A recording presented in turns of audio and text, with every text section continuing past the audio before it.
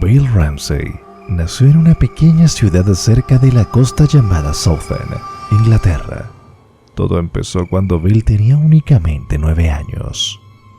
Él estaba jugando tranquilamente en el jardín de su casa cuando de repente empezó a encontrarse mal. Le venían sudores fríos, mareos e incluso ganas de vomitar debido a un fuerte olor a podredumbre que sentía en el ambiente.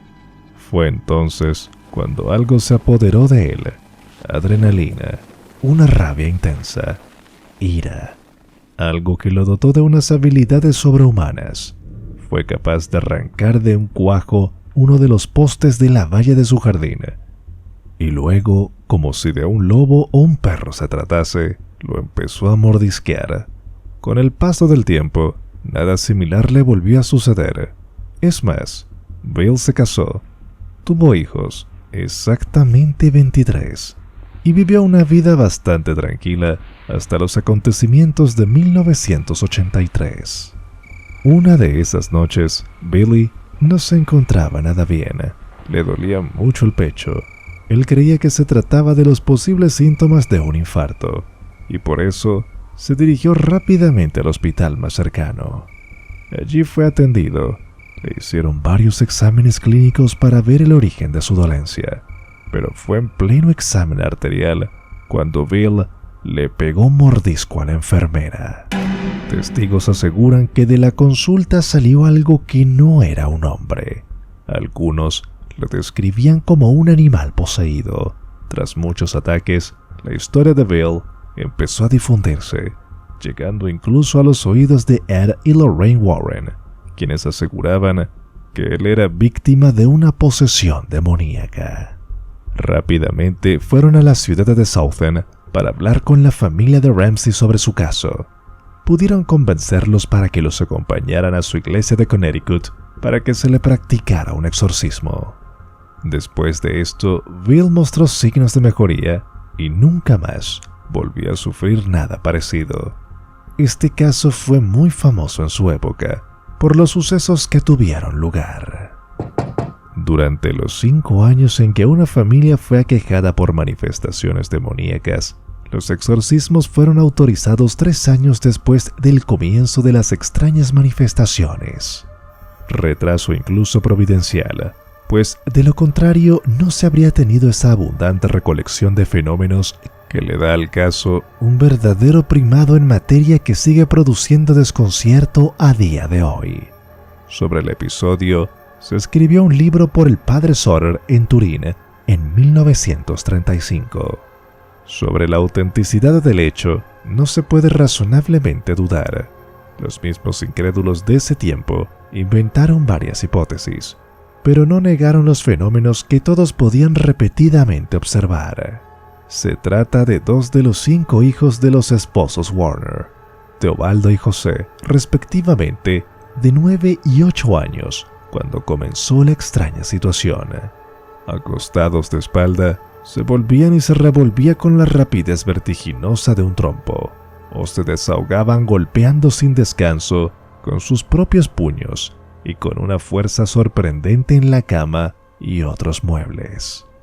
Golpeaban sin manifestar el mínimo cansancio por más improbo que fuera el ataque. El vientre se les hinchaba desmedidamente y daba la impresión de que un balón diera vueltas en su estómago o que una bestia viva se moviese dentro de ellos. Sus piernas se unían una a la otra como entrelazadas y ninguna fuerza humana lograba separarlas. En este tiempo, Teobaldo experimentó en al menos una 30 de veces la aparición de un fantasma a quien él llamaba su maestro. Afirmaba que tenía el pico de un pato, patas de gato, pezuñas de caballo y el cuerpo completamente cubierto de plumas sucias. En cada aparición, el fantasma sobrevolaba por encima de la cama de Teobaldo, a quien amenazaba con estrangularlo. El niño en su terror se lanzaba hacia él. Invisible a los demás, le arrancaba a manotazos las plumas que luego quedaban esparcidas por la habitación, ante la incredulidad de su familia y de los clérigos presentes. Siempre hablaban con voz gutural y sin mover los labios, lo cual causaba enorme impresión. A veces, el cuerpo de los pobrecitos se inflaba de modo que parecía que iban a estallar y vomitaban espuma, plumas y musgo, mientras sus vestidos se cubrían con esas mismas plumas que apestaban toda la casa. En la habitación eran atormentados de vez en cuando por oleadas de calor atroz, insoportables aún en pleno invierno, y a quien se impresionaba de esto, el diablo le gritaba riendo: «Soy un buen fogonero. No es cierto. Si vienen a mi casa, no los dejaré sufrir de frío. Pueden estar seguros». Todo esto en pleno día y en presencia de centenares de testigos, entre los cuales había hombres de seriedad intachable, para nada incrédulos, muy eficaces y miembros de todas las clases de la sociedad, y unánimemente reconocida la imposibilidad de cualquier engaño. Las plumas producían un olor fétido y no se incineraban cuando se las quemaba. Uno de los fenómenos más famosos de poltergeist y posesión ocurrió a principios del siglo XVII en Kog, un pueblo al sur de Copenhague, y es conocido como el caso de Kogus Kors. Se hizo tan famoso que incluso se escribió un libro sobre él que fue publicado en varios países, llegando el mismísimo Vaticano a interesarse por él. Sucedió en la casa de un comerciante rico de nombre Hans Batty. Su hijastro era atacado por entes que movían su cama por la noche, llegando el muchacho incluso a levitar. Se decía que el chico estaba poseído, lo que dio lugar a una caza de brujas que finalizó con 7 mujeres quemadas en la hoguera en 1612. Hans Batty acusó a John Thomas de haber enviado a Satanás a su casa. Ante el tribunal, afirmó que el diablo había estado presente en su casa durante 4 años. Lo más sorprendente es que todos los fenómenos citados por el padre de familia fueron confirmados ante el tribunal. Durante el juicio, varios testigos confesaron sobre accidentes ocurridos tras discusiones con Johan. Finalmente, la acusada confesó y señaló a otras 4 mujeres. Una de ellas, Ann Christophersdatter, señaló a 5 mujeres más antes de ser quemada, y después de esto, 7 más fueron quemadas en la hoguera en 1603. Otras 2 se suicidaron, una en prisión y otra cuando supo que le iban a arrestar. Como es normal en un caso de semejante magnitud, este suceso alcanzó tal fama que se colocó una placa a principios del siglo pasado en la casa que ocupa el lugar donde en su día estuvo la del comerciante. La placa puede verse en la actualidad y es la única dedicada a un caso de posesión en el mundo. La posesión de Julia es la primera en la historia en que una autoridad científica, el Dr. Richard Gallagher, decidió ante la impotencia de la explicación científica documentar el caso como una posesión legítima. Lo que a continuación se expondrá es básicamente un resumen de las ideas más importantes que el Dr. Gallagher expuso en su artículo publicado en marzo de 2008, dentro del New Oxford Review. Si hay algo que hace especial y poderosamente convincente a este caso, es el hecho de que Julia no solo mostraba los signos clásicos de posesión, sino que además exhibía ciertas habilidades psíquicas desconcertantes, las cuales no podían ser de modo alguno un fraude, según indicaban las indagaciones confirmatorias del equipo. La posesa, llamada con el seudónimo de Julia para proteger su identidad, era una mujer de raza caucásica, de mediana edad, autosuficiente, nacida y residente en Estados Unidos. Pese a haber sido criada en un entorno católico, al crecer, no solo dejó de practicar la fe católica, sino que además empezó a participar en grupos satánicos, permaneciendo en aquellas diabólicas prácticas, incluso hasta poco antes de que se iniciara el proceso de su exorcismo. Poco después de haber participado de los cultos satánicos, ella empezó a sentirse atacada por lo que pensaba que era uno o más demonios, ante lo cual no dudó en mostrarse ambivalente y pedir ayuda al clérigo local. Las señales eran tan claras que el clérigo no dudó en solicitar la intervención de un sacerdote exorcista, quien evaluaría si era pertinente el exorcismo o si, como en la mayoría de los casos, el problema de la víctima era médicamente explicable. De ese modo, en el marco de su proceso evaluativo, entró en escena el Dr. Richard Gallagher, teniendo como encargo el presentar un dictamen médico psiquiátrico. Al encontrarse con un abanico de fenómenos paranormales y patrones poco comunes, vio desde el inicio del caso que el problema de Julia tenía un origen sobrenatural, una raíz que escapaba de la explicación médica. Según cuenta Gallagher, en la mayoría de comentarios que emitía durante sus trances, la chica evidenciaba un gran desprecio por lo religioso y lo sagrado, y profería abundantes amenazas, insultos y frases de corte escatológico. «Déjala en paz, idiota. Ella es nuestra», entre otras tantas. La voz con la que profería esto era muy diferente a su voz habitual. Sonaba a veces masculina y gutural, o bien podía adoptar un tono bastante alto.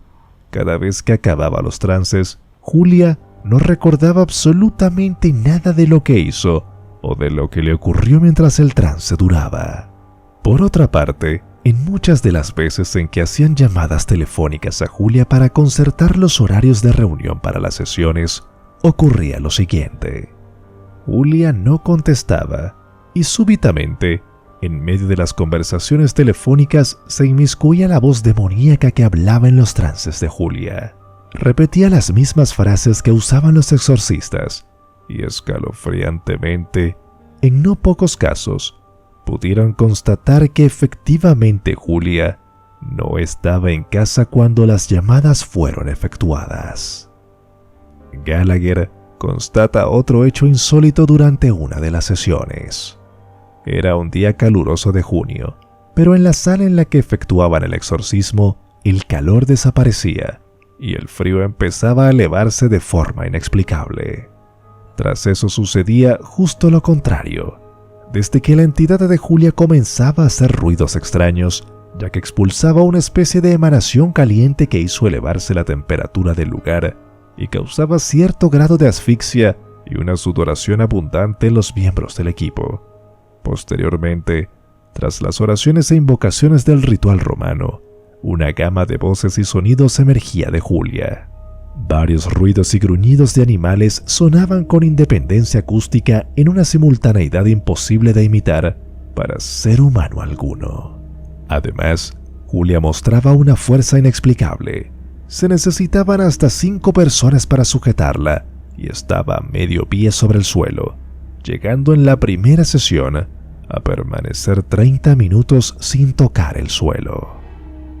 Pero lo más sorprendente de todo eran las habilidades psíquicas de la posesa, quien era capaz de mostrar, más allá de los medios naturales, conocimientos sobre lugares, personas y sucesos. Podía hablar sobre los familiares de los miembros del equipo con asombroso detalle, como también sobre muertes, enfermedades y sentimientos de los miembros del equipo y de los familiares de los miembros, sin haber tenido en ningún caso forma de averiguar aquello que revelaba. Así, una vez habló con enorme precisión sobre la personalidad y el tipo de cáncer de un pariente del equipo, y en otra ocasión reveló con lujo de detalles cómo era la habitación y el escepticismo de un sacerdote que ella nunca había visto, pues su participación en el equipo no era presencial. Desde el punto de vista del Dr. Gallagher, el caso de Julia no encaja con ningún trastorno psiquiátrico. Lo que presenció y documentó durante aquellas sesiones iba mucho más allá de la explicación médica. Son lecciones de vida que nos sumergen a conocer mejor el mundo en el que vivimos. Mi historia comienza por el año 2020. Yo vivía con mi abuelita y mi abuelo. Tenía 25 años y estaba trabajando en casa. En ese entonces vivíamos por el Barrio Azul. Los que somos de Juárez sabrán dónde queda. Bueno, el caso es que en la casa de mis abuelos hay 2 terrenos pegados. Vivía mi tía soltera con mis primas de 7 y 10 años de edad. Ella trabajaba en una maquiladora de 6 de la tarde a 6 de la mañana en turnos especiales. Así pasó el tiempo. Todo iba normal. Mi abuelita se hacía cargo de mis primas. Nosotras le hacíamos almuerzo, comida y cena, aparte, escuela, etc. Todo cambió cuando mi tía llegó con un hombre a la casa. En las mañanas salía el hombre de aquel cuarto. Mis abuelitos y la familia decidieron que las niñas pasaran el cuidado solamente de mis abuelos, ya que no conocíamos a aquel hombre. Era bastante callado, muy apenas y saludaba cuando salía. Era un tipo muy extraño, ya que era tipo satánico. Tenía el cabello largo, negro, pocos tatuajes con especie de símbolos. Bueno, se nos hacía muy raro. Así duró un tiempo, como unos 6 meses aproximadamente. Mi tía empezó a cambiar. Se notaba siempre muy seria, triste, malhumorada. Incluso llegamos a ver cómo maltrataba a las niñas. Pasaron los días y las semanas, y su conducta cada día empeoraba más. El chico dejó de ir y todo empeoró aún más. Mi tía ya no iba a trabajar, se quedaba dormida, no comía mucho. En fin, mi abuelita tenía el baño afuera de la casa, y cuando nos andaba, pues no había de otra. Una noche sentí mi agua y que se levantó muy despacio para no despertarme ni a mi abuelo. Se salió al baño. En eso yo pensé y dije, voy a aprovechar para ir también. Me levanté atrás de mi abuela y en eso iba hacia el baño, cuando miré a mi abuela que venía muy despacio hacia mí, con el dedo en sus labios, haciendo una señal de que hiciera silencio. Yo le susurré que qué pasaba, y me dijo, vamos a ver qué está haciendo Lucía. O sea, mi tía. Se escuchaban gritos o como voces, pero voces graves, como de un hombre que bufaba. En eso nos asomamos por una rejita hacia el pasillo de ella, y ahí estaba, de rodillas, en un círculo ardiendo. Solo estaba ella. Decía palabras que nosotras no entendíamos y decidimos orar y regresar a acostarnos. No sabíamos qué hacer, si hablarle a una patrulla o a un sacerdote. Literal, nos quedamos despiertas esa noche. Al día siguiente fuimos muy temprano a verla y ella estaba dormida. Sacamos a las niñas y nos las llevamos a desayunar a la casa de mi abuela. Al rato, ya como a las 2 horas, llegó mi tía, muy callada. Nosotras no sabíamos si mirarla o decirle lo que estaba pasando.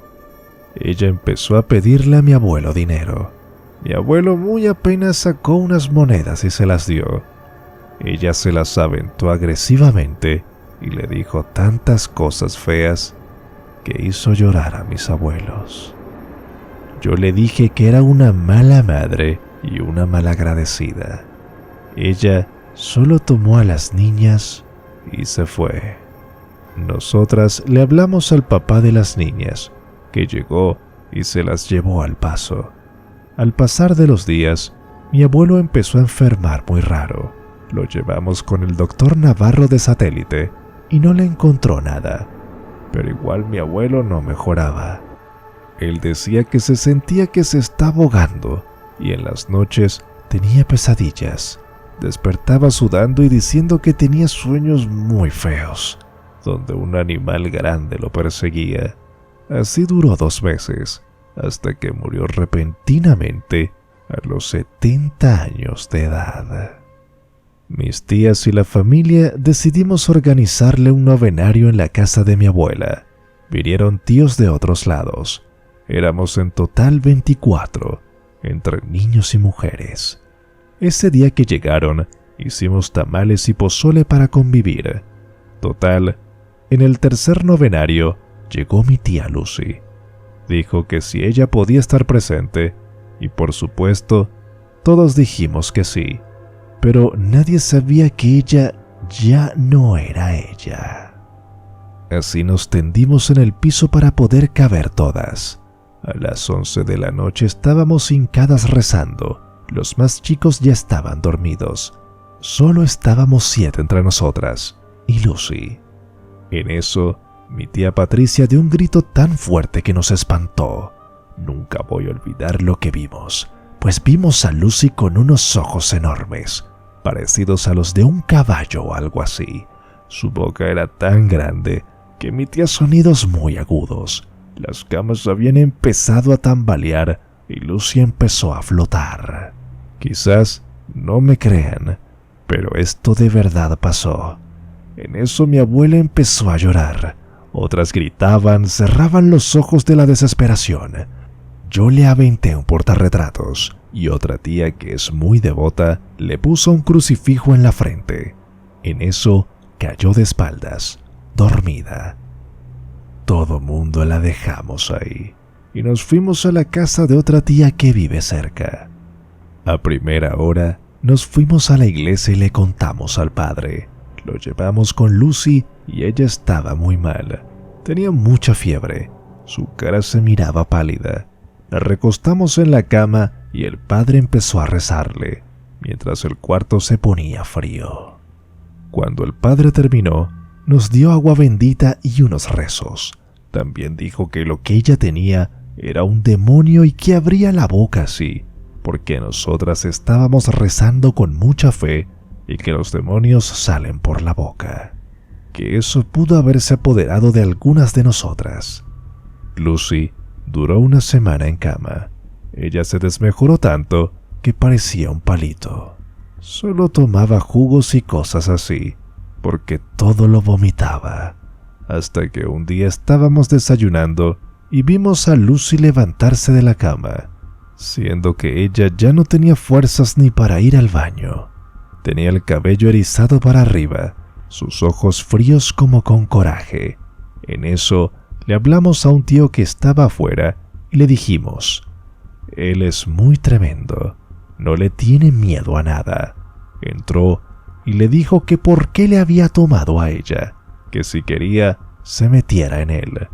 Por sorpresa, le puso un trancazo que ni la movió.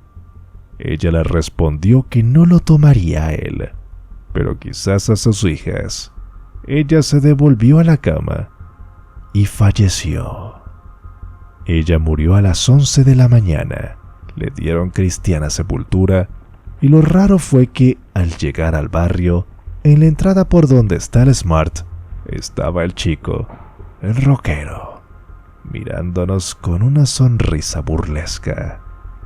Mi familia decidió vender la casa y nos vinimos a vivir a la colonia Rincones de Albarca, por donde está la Universidad Unitec.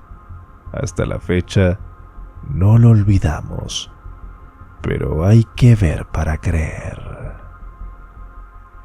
Nunca le había contado esta historia a nadie. Simplemente al hablar de ello me asusta bastante.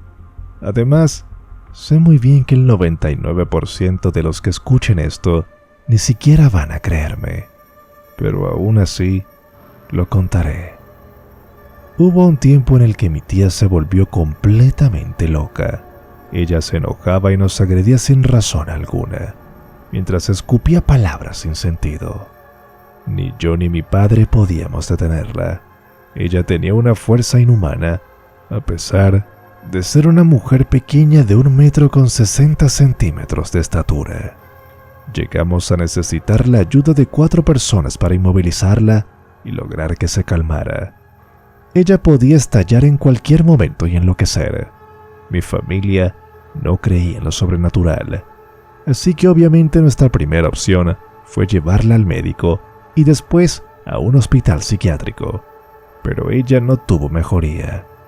Mi abuela, una mujer marroquí bastante tradicionalista, estaba convencida de que mi tía estaba poseída. Para aquellos que no lo saben, Marruecos tiene una cultura bastante grande acerca de lo sobrenatural, cosas como la brujería, posesiones, exorcismos y todo eso. Al ver que no teníamos nada que perder por intentarlo, mi tío contactó a un buen amigo de la familia, de Marruecos, que era una especie de exorcista. Él nos pidió que hiciéramos una cosa, algo retorcida. Le dijo a mi tía que se pusiera unas gotas de su sangre en un vaso de agua y dejara el vaso en algún lugar del apartamento mientras ella dormía. Éramos reacios a intentarlo, pero mi abuela la obligó a hacerlo. Todos nos sorprendimos por la mañana, pues el vaso estaba vacío. Todavía creo que probablemente ella se despertó por la noche y tiró la sangre por el fregadero, pero el exorcista no pensaba lo mismo.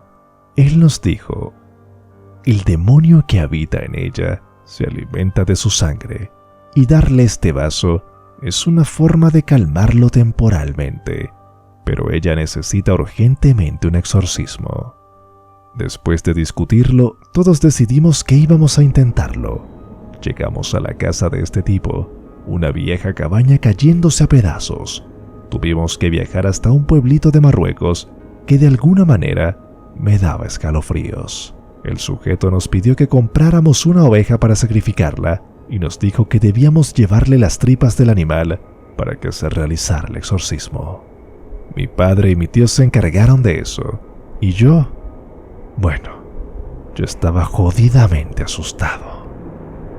Como les dije antes, no creí en toda esa basura, pero aquello de sacrificar animales y hacer rituales me daba aún más escalofríos.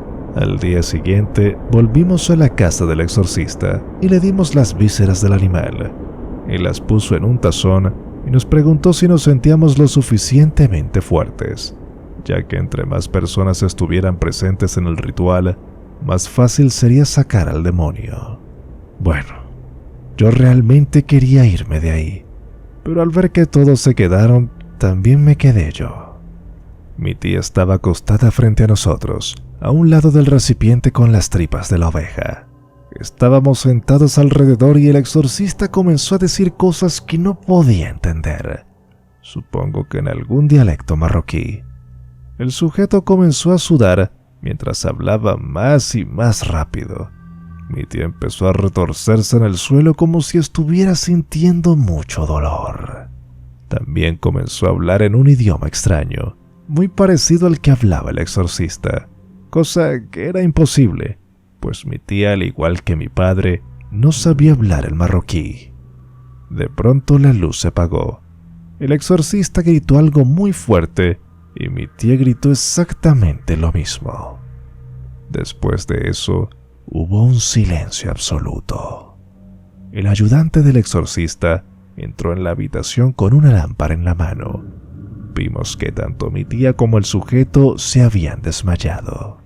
Las tripas de la oveja se habían puesto de color negro como el carbón, y el asistente nos advirtió fervientemente que no tocáramos esas vísceras. En ese momento, el exorcista se despertó, se puso de pie, fue a lavarse la cara con un poco de agua y nos dijo: «Vengan conmigo». Lo seguimos hasta una colina cercana y vacía, donde él nos pidió que quemáramos las entrañas de la oveja, ya que al parecer el demonio ahora habitaba ahí y era necesario quemarlas para deshacernos por completo de él. Ya han pasado varios años y nunca he visto a mi tía mostrar ningún tipo de problema desde entonces. Nunca volví a tener alguno de estos episodios de ira, pero por alguna razón, el simple hecho de verla ahora me da escalofríos. Realmente tengo problemas para permanecer cerca de ella, ya que me asusta demasiado. Después de este evento, me interesé mucho por la mitología y la demonología marroquí, y aprendí mucho al respecto.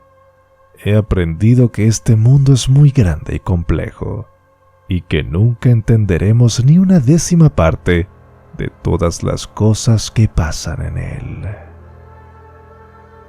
Y esto ha sido todo por hoy. Recuerda que si te gustan nuestros videos, puedes apoyarnos con un like, suscribiéndote a nuestro canal y haciendo clic sobre la campanita de notificaciones para que no te pierdas ninguno de nuestros próximos contenidos. Hasta pronto.